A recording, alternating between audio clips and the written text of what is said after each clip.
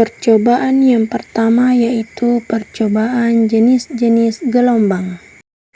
Adapun tujuan praktikum ini yaitu mengamati bentuk dan jenis gelombang transversal dan gelombang longitudinal.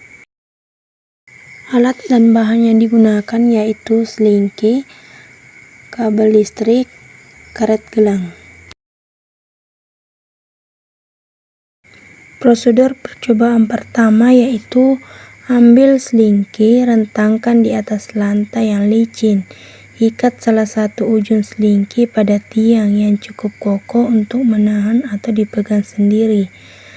Dimana pada video ini teman saya yang satu memegang selingki sedangkan saya menggerakkan selingki ke kanan dan ke kiri sehingga membentuk gelombang transversal.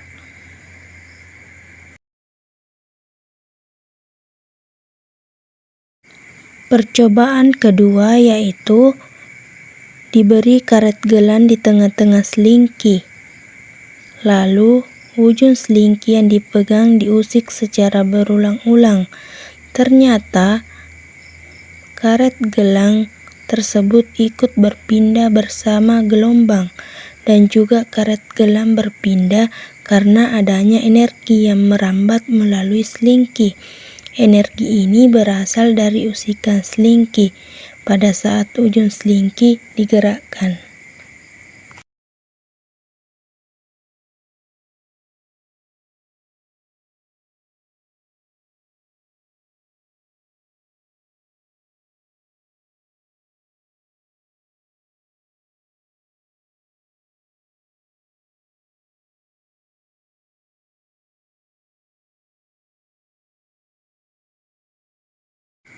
Percobaan yang ketiga yaitu sama dengan selingki, ini diganti dengan kabel listrik. Langkahnya sama yaitu diberikan usikan di ujung kabel listrik, sedangkan ujung selingki dipegang salah seorang teman. Ternyata hasilnya berbeda dengan selingki. Bedanya yaitu pada kabel listrik tidak muncul gelombang.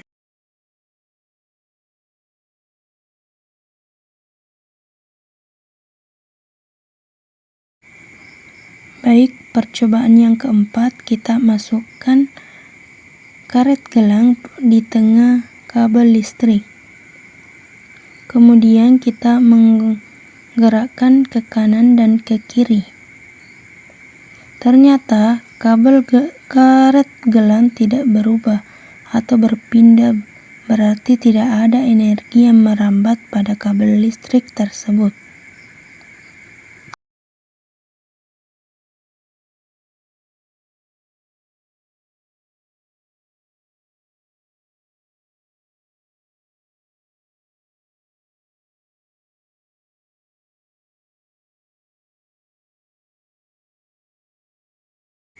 Percobaan yang kelima yaitu saya merentangkan selingki di atas meja yang licin, kemudian ujungnya dipegang oleh teman saya. Lalu ujung selingki diusik atau digerakkan berulang-ulang dengan cepat ke belakang dan ke depan. Pada percobaan ini diamati arah usikan dan rambatan gelombang. Ternyata arah usikan sejajar dengan arah rambatan.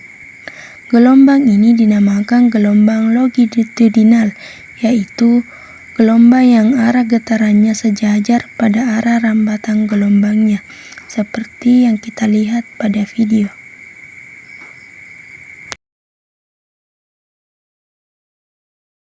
Jadi, berdasarkan hasil percobaan dapat disimpulkan bahwa gelombang transversal adalah getaran vertikal yang tegak lurus terhadap arah rambatan, sedangkan gelombang longitudinal adalah getaran partikel yang paralel terhadap arah rambatan.